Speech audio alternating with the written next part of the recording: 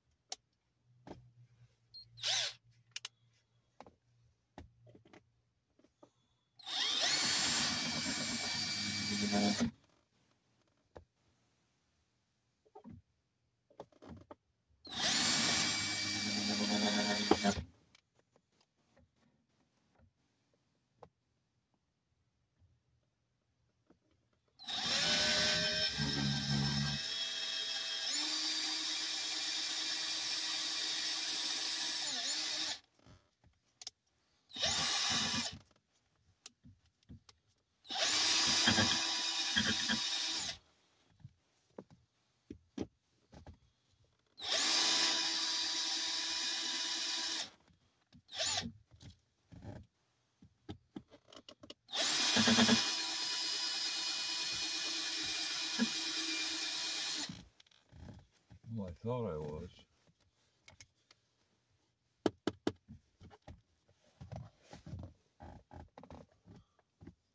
Not as easy as I thought to drill through.